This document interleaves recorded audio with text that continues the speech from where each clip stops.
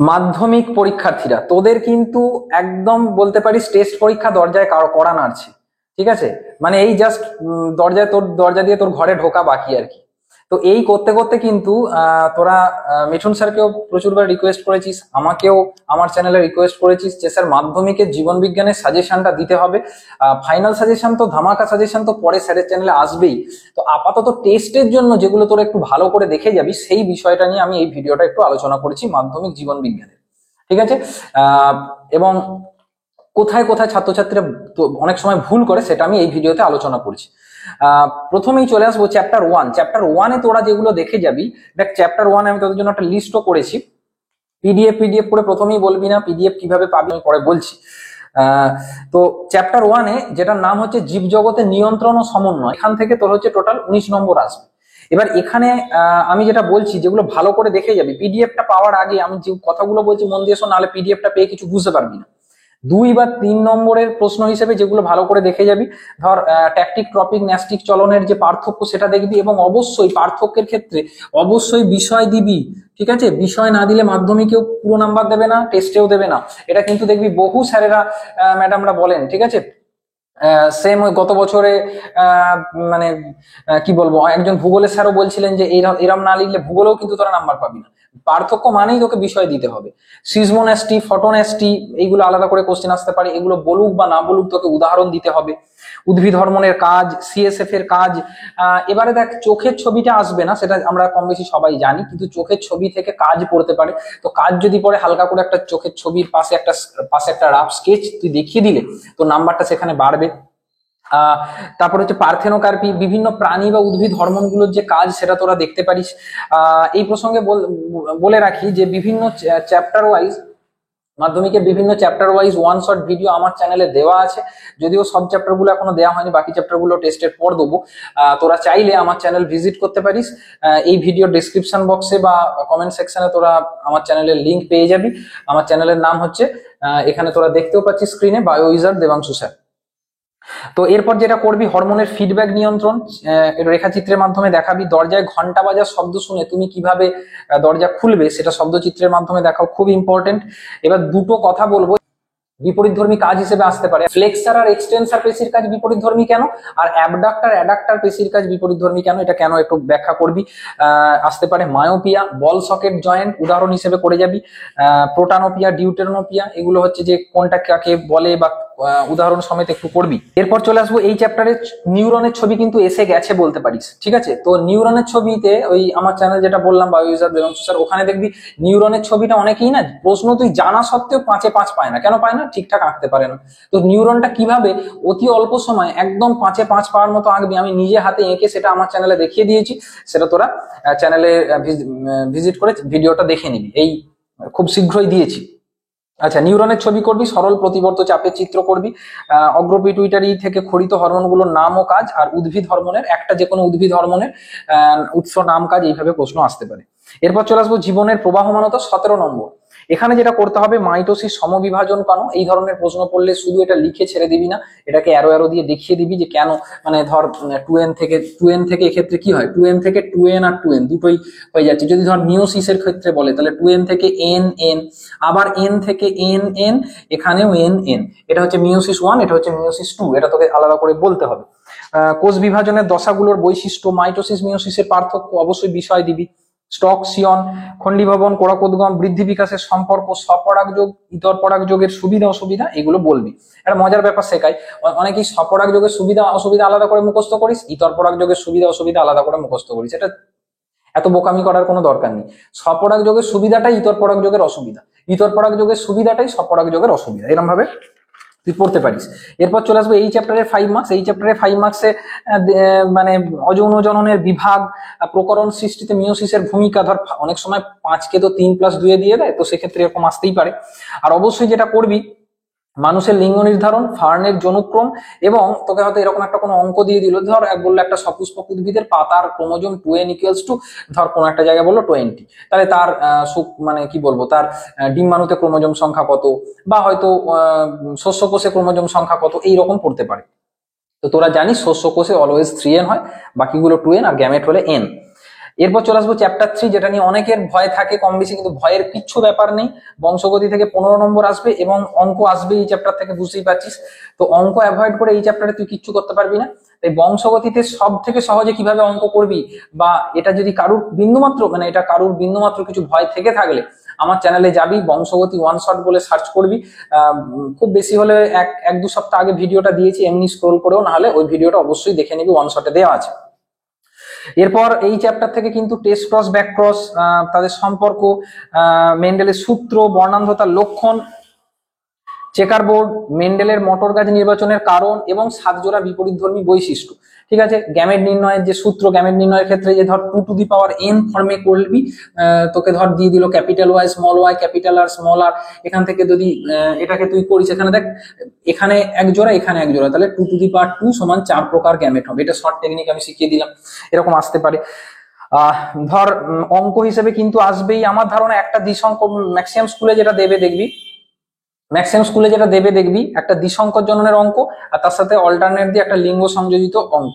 এখানে অনেকেই হঠাৎ করে না চেকার বোর্ড করতে শুরু করে দেয়। তার আগে তোকে বলতে হবে যে কোন চিহ্নর কি মানে, সেটা কিন্তু তোকে বলতে হবে, নাহলে কিন্তু অসুবিধা আছে।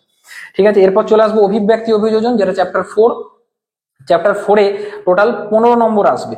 এখানে কিন্তু আমি কয়েকটা শব্দ বলছি, এগুলো ভালো করে যাবি। 2 মার্কসের মধ্যে গরম তরল, ঝোল, কোয়াসারভেট, মাইক্রোস্ফিয়ার, এদের কোয়াসারভেট মাইক্রোস্ফিয়ারের না সঙ্গে একটু ছবি দিলে ভালো হয়। সমসংস্থ অঙ্গ বা সমবৃত্তি অঙ্গের সাথে তার কি সম্পর্ক, জীবাশ্মের সংজ্ঞা, পায়রার বায়ুথলির অভিযোজনগত তাৎপর্য, মৌমাছির নৃত্য বিষয়ে আমার চ্যানেলে ভিডিও আছে, দেখতে পারিস।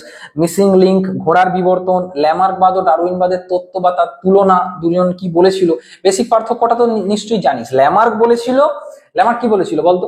ল্যামার্ক বলেছিল যে ধর কোন একটা জায়গায়, ধরা যাক ঋত্বিক রোশন, তো ঋত্বিক রোশন হচ্ছে 6 প্যাক বা 8 প্যাক বডি আছে।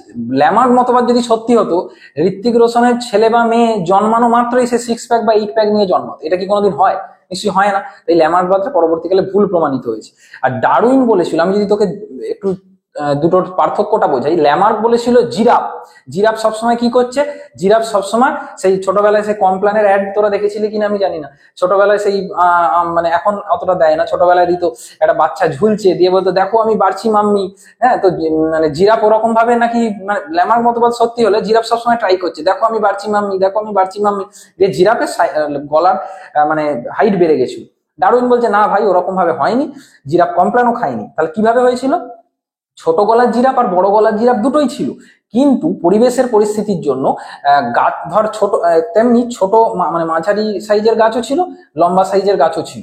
এবার ধর ছোট গলার জিরাফও ছোট সাইজের গাছ খাচ্ছে, বড় গলার জিরাফও ঘাটটা নামিয়ে গাছ খাচ্ছে। এবার ছোট বা মাঝারি সাইজের গাছগুলো বলতে পরবর্তীকালে আস্তে আস্তে যখন শেষ হয়ে যায়, কমতে থাকে, তখন তো শুধুমাত্র বড় সাইজের গাছগুলো বেঁচে আছে। তখন কিন্তু ওই বড় গলার জিরাফই খেতে পাচ্ছিল, ছোট গলার জিরাফ গুলো না খেতে পেয়ে মারা গেছে। আর তাহলে বড় গলার জিরাফ গুলো খেয়ে বেঁচেছিল, তাদের থেকে তাদের পরবর্তী প্রজন্ম যখন তৈরি হয়েছিল, সবাই বড়ই হয়েছে, বা গোটা পৃথিবীতে এখন তাহলে বড় সাইজের জিরাফে ভরে গেছে। এইটা হচ্ছে বেসিক কনসেপ্টের পার্থক্য। ঠিক আছে, আমি এই ভিডিওতে ছোট্ট করে বললাম, এটা যদিও সাজেশন ভিডিও। আচ্ছা, এরপর চলে আসবি জেরোফাইটের বৈশিষ্ট্য, পায়রার বায়ুথলির অভিযোজনগত তাৎপর্য, ক্যাকটাসের অভিযোজন, এগুলো করবি। অভিসারী অপসারী অভিযোজন এই চ্যাপ্টারের 5 মার্কস হিসেবে যেটা তুই দেখতে পারিস। মিলারুরের পরীক্ষা, ঘোড়ার বিবর্তন কিন্তু কোনটার পর কোনটা হয়েছে মনে রাখবি। ঠিক আছে, আমি আমার ছাত্রছাত্রীদের একটা মজার ছড়া বলি, কি ইয়ো ইয়ো হানি সিং তার মেসোমশাইয়ের সাথে মেরিগো রাউন্ড বা নাগরদোলায় চেপে প্লেটে করে ইডলি খাচ্ছে। কি বললাম? ইয়ো ইয়ো হানি সিং তার মেসোমশাইয়ের সাথে মেরিগো রাউন্ডে চেপে প্লেটে করে ইডলি খাচ্ছে। কি করে মনে, তাহলে দেখ তোর এমনি মনে থেকে যাবে। ইয়ো ইয়ো হানি সিং মানে ইয়ো হিপ্পাস, মেসোমশাইয়ের সাথে মানে মেসো হিপ্পাস, মেরিগো রাউন্ডে মানে মেরি চিপ্পাস, প্লেটে করে মানে প্লায়ো হিপ্পাস, ইডলি খাচ্ছে মানে ইকুয়াস। দেখ পরপর সাজানো আছে, এদের বৈশিষ্ট্যগুলো করে যাবি চার্ট সমেত, কার কত হাইট ছিল। ঠিক আছে, শুনলে অবাক হয়ে যাবি। একদম যেটা সব থেকে আদি ঘোড়া, যেটাকে আমরা ইয়ো হিপ্পাস বলছি, তার কত সাইজ ছিল বলতো? 30 সেন্টিমিটার, এরকম অ্যাপ্রক্স, এরকম সব থেকে আদি ঘোড়া এরকম। তুই ভাবতে পারছিস এইটুকু একটা ঘোড়া এরকম ছিল। এইগুলো একটু ভালো করে দেখে যাবি। বিভিন্ন শ্রেণীর প্রাণীদের হৃৎপিণ্ডের গঠনের তুলনামূলক আলোচনা, এটা একটু দেখে যাবি। এরপর চলে আসবো লাস্ট চ্যাপ্টার, তুলনামূলক সোজা চ্যাপ্টার, কিন্তু সবাই ছাত্রছাত্রীরা ওভার কনফিডেন্ট হয়ে যায়, দিয়ে ভাবে যে ও আচ্ছা এটা তো বানিয়ে লিখে দেবো, জল দূষণের কারণ, বায়ু দূষণের কারণ। কিন্তু না, বানিয়ে লেখা আর তথ্য দিয়ে লেখার মধ্যে পার্থক্য আছে। তাই এই চ্যাপ্টারটা থেকে কিন্তু সব থেকে বেশি নম্বর আসবে, 24 নম্বর। Be careful. বলি 2 মার্কস হিসেবে যেটা তুই দেখবি, নাইট্রোজেন চক্র থেকে প্রায় দেখবি প্রতি বছরই মাধ্যমিকে এমসিকিউ থাকে, টেস্টের যখন বিভিন্ন স্কুলের নাইট্রোজেন চক্র থেকে প্রশ্ন আসবেই, হয় বড় কোশ্চেন আসবে, নাহলে এমসিকিউ আসবে। তো সেক্ষেত্রে নাইট্রিফিকেশন, অ্যামোনিফিকেশন, ডিনাইট্রিফিকেশন এগুলো কি, কোন ব্যাকটেরিয়ার জন্য হয় সেটা তোকে করতে হবে। লেগ হিমোগ্লোবিন, ইউট্রোফিকেশন, ফুসফুসের ক্যান্সারের দুটো কারণ, এইগুলো শুধু লিখে দিবি না, সাব পয়েন্ট করে লিখবি। ক্রমাগত জলভূমি ধ্বংসের কুপ্রভাব, জেএফএম, পিবিআর, জেএফএমটা খুব ইম্পর্টেন্ট, বায়োস্ফিয়ার রিজার্ভ, তারপরে ধর বহিরাগত প্রজাতির অনুপ্রবেশের ফলে জীববৈচিত্র্যের হ্রাস ঘটে, এইটা একটু করবি। বাঘ কিভাবে সংরক্ষণ করবে। এবার 5 মার্কস হিসেবে দেখ, তুই যদি কয়েক বছরের মাধ্যমিকের প্রশ্ন ফলো করিস, লাস্ট 3-4 বছর, দেখবি বোধমূলক প্রশ্নের সংখ্যা বাড়ছে। কিন্তু বোধমূলক প্রশ্ন কিরকম, তোকে একটা উদাহরণ দিচ্ছি, যেটা হয়তো ডাইরেক্ট তুই কমন না পেয়ে ওই কনসেপ্টের উপর তোকে দিয়ে দিল, যে একটা জায়গায় বাঘ ছিল না, বাঘ কমে গেছিল, অন্য জায়গা থেকে বেশ কিছু বাঘ এনে সেখানে ছেড়ে দেওয়া হলো, এবং সেখানে অল্প মানে আগে থেকেই হরিণ আছে, কি হরিণের সাথে তাদের কি কি ফলাফলের চেঞ্জ হবে সেটা বলো, ইত্যাদি ইত্যাদি, এরকম পড়তে পারে। সুন্দরবনের পরিবেশগত সমস্যা 5 নম্বর হিসেবে, জীববৈচিত্র্য হ্রাস কেন হচ্ছে, জলসংকটের কারণ, শব্দ দূষণের ক্ষতিকারক প্রভাব, এবং নাইট্রোজেন চক্র বড় হিসেবে দিলে তোকে এরকম দিয়ে দিতে পারে, শব্দচিত্রের মাধ্যমে নাইট্রোজেন চক্র বর্ণনা করো। ঠিক আছে, যেমন ধর কিরকম ছোট্ট একটু হয়তো ট্রিকি কোশ্চেন মাঝে 1-2টো ঢুকিয়ে দিচ্ছি। যেমন ধর গত বছরের যে প্রশ্নটা দিয়েছে, তোরা দেখেছিস মনে হয়, যে মানস মানচিত্র আঁকতে দিয়েছে। এবার মানস মানচিত্র ওয়ার্ডটা শুনে ছাত্রছাত্রীরা পাজল হয়ে গেছে। একদমই পাজল হওয়ার কিছু নেই, সিম্পল। মানস মানচিত্র মানে ওই রেখাচিত্রটাকে ঘুরিয়ে অন্য ভাবে দিয়েছে আর কি। ঠিক আছে, তাহলে এই গেল, এই প্রশ্নগুলো তোরা টেস্টের জন্য করে যা, টেস্টের জন্য করে যা। আমার ধারণা এখান থেকে তোরা ম্যাক্সিমাম প্রশ্ন পেয়ে যাবি। ঠিক আছে, তবুও যেহেতু টেস্টে স্কুল প্রশ্ন করবে, 2-1টা প্রশ্ন এদিক ওদিক হতে পারে, কিন্তু ফাইনাল আমি যেটা দেবো তার বাইরে একটাও আসবে না। আজ পর্যন্ত কোনো বছর আসেনি, তোদের বেলাও আসবে না। তার জন্য স্যারের চ্যানেল আর আমার চ্যানেলে লক্ষ্য রাখ। আরো 2টো কথা বলে আমি ভিডিওটা শেষ করব। তোদের এই সময়টা যেভাবে পড়বি, বইটা ভালো করে খুঁটিয়ে পড়, এবং বই পড়ার সময় তুই ধর একটা তো নিশ্চয়ই তোর মেন বই করেছিস। ধর এ কোম্পানির বইটা তুই মেন বই করেছিস, তাহলে বি কোম্পানির বই থেকে তুই এই কদিনে যেটা করার চেষ্টা কর, এটা টেস্ট হয়ে যাওয়ার পরপরই করতে পারিস। সেখান থেকেও বেশ কিছু ইনফরমেশন তুই রেখে দে, সেখান থেকে তোর কাজে লাগবে। আর একটা কথা বলবো, সেটা হচ্ছে যে তুই সম্ভব হলে এই কদিনের মধ্যে একটু পিওআইকিউ গুলো, এমসিকিউ এর যে পিওআইকিউ আছে মানে প্রিভিয়াস ইয়ার কোশ্চেন, সেগুলো একটু দেখে যা। ওখান থেকেও টেস্টে কিন্তু বেশ কিছু কমন পেতে পারিস। তাহলে তোদের টেস্ট পরীক্ষা খুব ভালো হোক, এবং এর মাঝে তোরা আমার চ্যানেলে চোখ রাখবি। জীববিদ্যার বিভিন্ন টপিক ওয়াইজ, মানে জীবন বিজ্ঞানের বিভিন্ন টপিক ওয়াইজ সিরিয়ালি ভিডিও টেস্টের পর থেকে আসবে তোদের সাথে। আর হ্যাঁ, এবার যেটা বলবো বলে ওয়েট করেছিলি তোরা, সেটা হচ্ছে যে পিডিএফটা কিভাবে পাবি। নাহলে তো তোরা কমেন্টে বলে দিবি, মানে কমেন্টে বন্যা বয়ে যাবে, স্যার পিডিএফ দিন পিডিএফ দিন। সেটা হচ্ছে এই ভিডিওর ডেসক্রিপশনে যে হোয়াটসঅ্যাপের যে লিঙ্কটা থাকবে, ওই লিঙ্কটায় তোরা জয়েন করবি, এবং লিঙ্কটায় জয়েন করে সেই গ্রুপে জয়েন করবি। আমি সেই গ্রুপে যত তাড়াতাড়ি সম্ভব এটার পিডিএফটা আমি দিয়ে